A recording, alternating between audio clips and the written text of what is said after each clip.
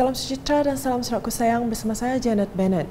Memulakan berita malam ini dengan Premier Sarawak Datuk Petinggi Tan Sri Dr. Abang Abdul Rahman Zahari Tun Datuk Bang Openg menerima kunjungan hormat daripada pihak Diocese of Kuching dan Sarawak Innovations and Technology Hub SMIF di Wisma Bapa Malaysia Kuching pada Rabu.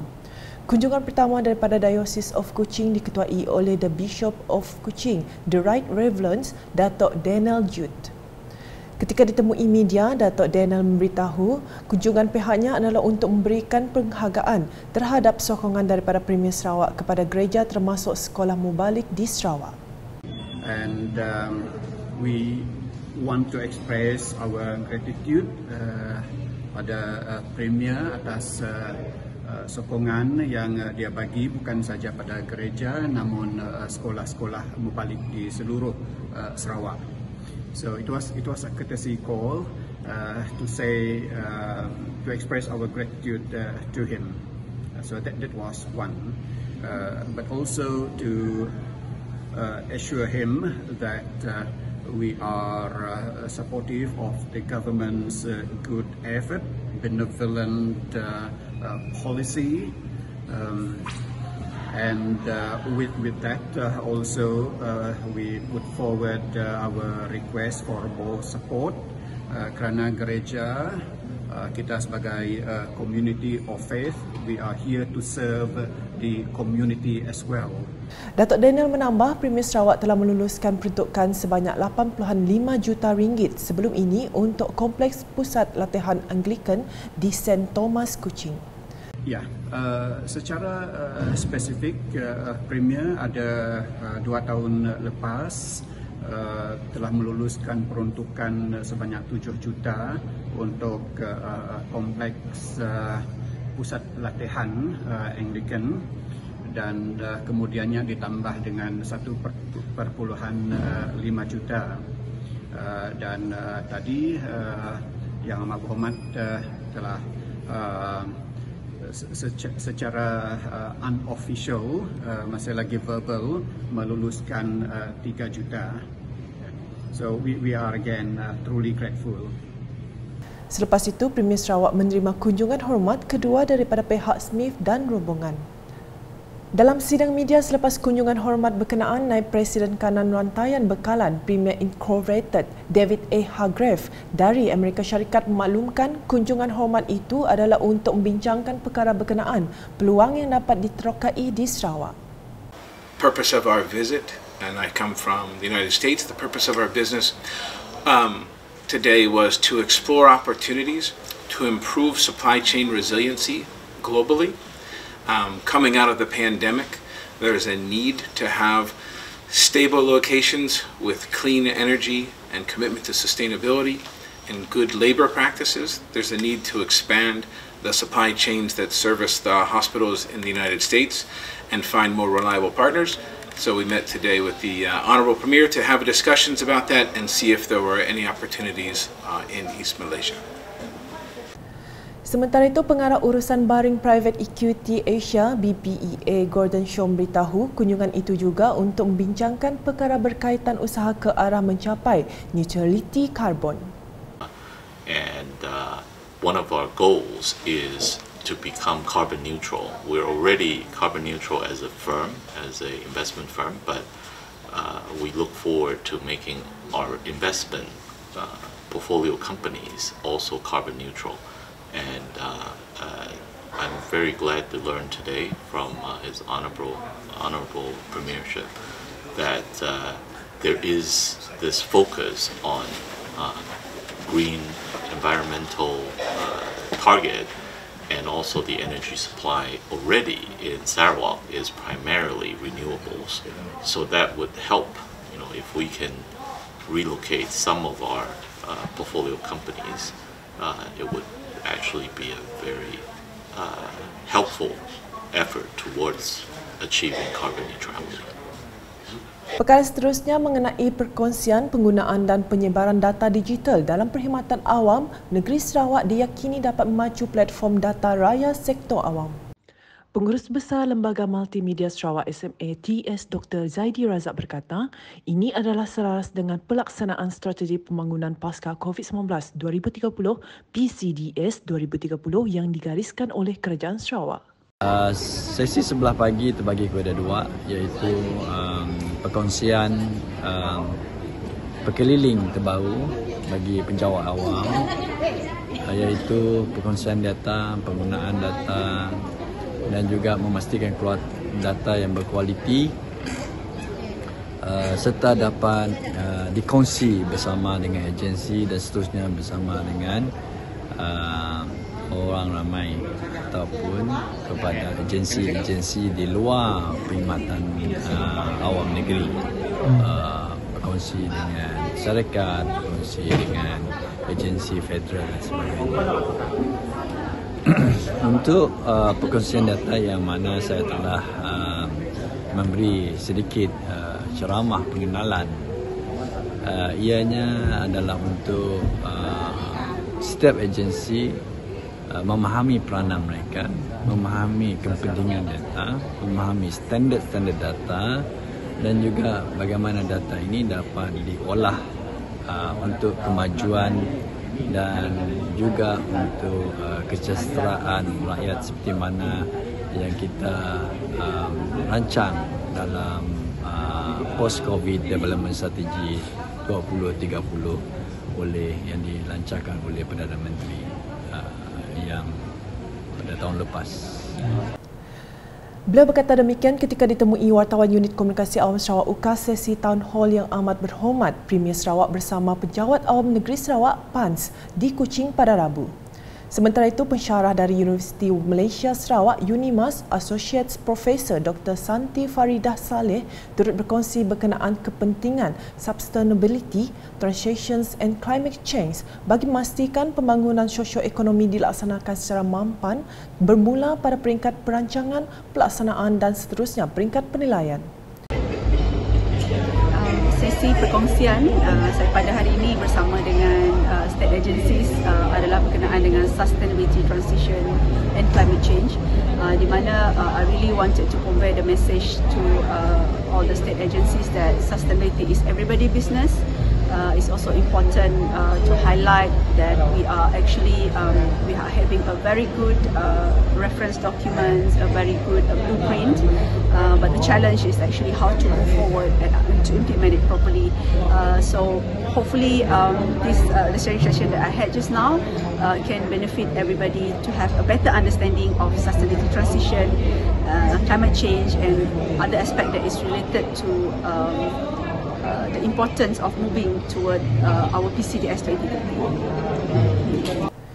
Ujarnya, Sarawak terus komited dalam usaha memangkin pertumbuhan ekonomi bagi memastikan sasaran menjadi negeri maju seperti yang dirangka dalam PCDS 2030 dapat dicapai. Turut hadir dalam program itu ialah Setiausaha Kerajaan Sarawak Datuk Seri Muhammad Abu Bakar Mazuki, Ketua-Ketua Jabatan Kerajaan Negeri dan para pegawai Kerajaan Negeri.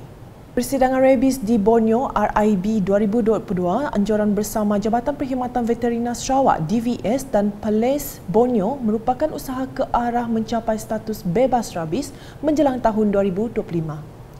Difahamkan lebih 250 pakar dari Malaysia, Filipina, Indonesia dan Australia menyertai persidangan selama 2 hari itu dengan tujuan mewujudkan platform pertukaran pengetahuan dan strategi terkini bagi memerangi wabak rabies. Dalam pada itu, wartawan Unit Komunikasi Awam Sarawak UKAS sempat menemu bual beberapa peserta dari luar negara yang menyertai persidangan ini. Seorang speaker dari Australia ingin dikenali sebagai Dr. Andrea Britton bekerja secara global bersama komuniti dan kerajaan dalam kawalan rabies dan pernah berada di sini pada tahun 2017. Come globally with communities and government in rabies control and elimination. And I was here in 2017 supporting the veterinary services and the Sarawak SPCA in the control of dog-mediated rabies. So it's great to be back here for the first Borneo and Rabies Conference, and also today is World Rabies Day, the 28th of September, really bringing awareness to this disease that we're working on eliminating, dog-mediated human rabies by 2030. So we've got 8 years to really put in an effort, within Sarawak, within Borneo, to eliminate this terrible disease. Menurut seorang peserta dari Persatuan Sarawak Veterinari yang ingin dikenali sebagai Dr. Chong Chiao Jun, persidangan ini amat baik kepada individu yang mempunyai haiwan peliharaan dan persidangan kali ini mendapat sambutan kerana mempunyai peserta dari luar negara. I think it's very successful with a lot of participants from all over the country to come over, and I heard that we have the speaker from Australia. It's very good knowledge for us, because usually Sarawak we seldom have so big event. So I would like to be continuous every day, every year, like yearly event. Yeah, should be an annual event, because until maybe we eradicate, also we can become an annual event, but in a way that we can teach the public and everyone about the rabies and how to prevent it and prevent the further after eradication, we also need to really monitor and trace the rabies.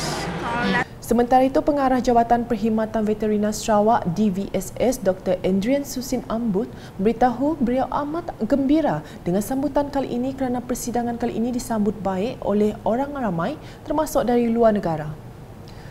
I'm very happy to see a very good response from public, especially agencies in Sarawak and also other agencies, including we have participants from Singapore, Brunei, and Peninsula, and also Indonesia. We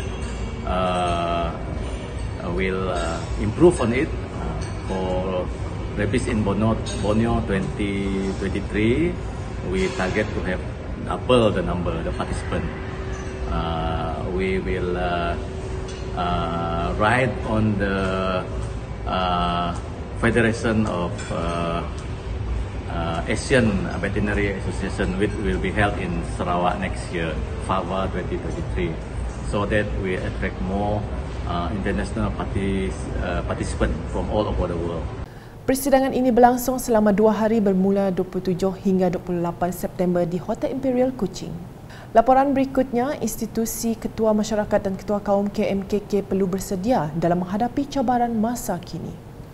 Menteri Pendidikan, Inovasi dan Pembangunan Bakat Sarawak Datuk Roland Sagah-Wiin berkata, barisan KMKK harus melengkapkan diri terutama dalam aspek pentadbiran kampung. Ahli Dewan Undangan Negeri Adun Tarat itu menambah, KMKK harus telus dan ikhlas dalam mengeluarkan penyata pembelanjaan bagi peruntukan yang diterima daripada pihak kerajaan. Beliau berkata demikian ketika berucap dalam majlis meraikan mantan Residen Serian dan mengalukan Residen Serian baru serta majlis kesyukuran lantikan Ketua Masyarakat baru di bahagian Serian di Dewan Masyarakat Serian pada Isnin. Dalam program sama, Datuk Roland Sagah turut menyampaikan buku adat kepada 6 penghulu lantikan baru, iaitu untuk kawasan-kawasan Baki, Stambun, Paun, Silabur, Bunan dan Sungai Tuna. Selanjutnya, Kementerian Kesihatan Awam, Perumahan dan Kerajaan Tempatan akan mengemukakan cadangan kepada Kabinet Negeri berhubung jawatan pengurusi tetap bagi majlis-majlis daerah di negeri ini yang masih diketuai pegawai daerah. Timbalan Menteri Kesihatan Awam, Perumahan dan Kerajaan Tempatan Sarawak, Datuk Dr. Penguang Manggil berkata, cadangan untuk melantik pengurusi tetap majlis daerah amat penting memandangkan tugas pegawai daerah kini semakin banyak dan berat. We want to propose to the Cabinet to have full-time chairman for the district councils. This is in view of the fact that in the past the chairman is always a DO, and the DO now is not like the DO before, because they have a lot of other duties and responsibilities to undertake, and therefore they do not have the time and commitment to do what they're supposed to do in as far as the local authorities is concerned. I think that we should move forward along that line, because The council nowadays also has much more challenges, much more duties and responsibilities than before, and therefore they require full time. An example now is for the Majlis Daerah. Marudi is the only district council in Sarawak that has full-time chairman. Beliau berkata demikian dalam sidang media selepas sesi engagement with stakeholder PBT Zon Tengah di Sibu pada Selasa. Dalam pada itu, Datuk Dr. Penguang menjelaskan kementerian juga berusaha membantu menambahkan sumber pendapatan bagi semua pihak berkuasa tempatan. PBT memandangkan tugas dan tanggungjawab mereka semakin bertambah. Di Daro pula, seramai 221 orang nelayan berdaftar di kawasan berkenaan menerima bantuan input peralatan perikanan nelayan berjumlah keseluruhan RM442,000. Menurut Ahli Dewan Undangan Negeri Adun Daro, Syafiee Ahmad, bantuan fasa pertama berbentuk peralatan itu disampaikan kepada 30 orang penerima dahulu dan bakinya akan diagihkan kemudian. Okay, Alhamdulillah hari ini kita telah pun melaksanakan penyampaian sumbangan bantuan input peralatan perikanan nelayan daripada Kerajaan Negeri untuk nelayan di kawasan N42 Daro, di mana seramai 221 orang telah pun berjaya dipilih untuk menerima bantuan ini. Dan hari ini merupakan batch yang pertama yang kita sampaikan sumbangan bantuan input peralatan nelayan ini kepada mereka yang berjaya, di mana 30 orang akan menerima terlebih dulu dan insyaAllah yang bakinya akan menerima kemudian. Dari keseluruhan bantuan yang telah pun disalurkan untuk 221 orang nelayan yang berjaya adalah berjumlah keseluruhannya 442,000 dan ianya berbentuk peralatan. Beliau berkata demikian kepada Unit Komunikasi Awam Sarawak UKAS pada majlis simbolik penyerahan bantuan input peralatan perikanan nelayan Dun Daro di Dewan Kemas Daro pada Selasa. Menurut Syafiee, beliau berharap bantuan sumbangan Kerajaan Sarawak dapat dimanfaatkan sebaik mungkin oleh para nelayan untuk meningkatkan pendapatan mereka. Terdahulu, Syafiee bersama rombongan unit pemantauan pelaksanaan Sarawak SIMU melawat beberapa buah rumah yang telah dibaik pulih melalui program Penambahbaikan Rumah Miskin MRP PPRMS 2021. Semasa lawatan, beliau berkesempatan menyampaikan sumbangan bakul makanan kepada penerima MRP PPRMS sebagai buah tangan. Program Penambahbaikan Rumah Rakyat Miskin Sarawak PPRMS ini sangat membantu penduduk yang memerlukan rumah mereka dibaik pulih. Kesegaran pelaksanaan bantuan seperti ini amat membantu mereka yang sangat memerlukan. Sekian edisi malam bersama saya, Janet Bennett. Berita lebih lanjut boleh didapati di semua platform media sosial UKAS, masuk portal ukas.sarawak.gov.my dan UKAS channel di YouTube. #Menjebak Fakta, salam UKAS.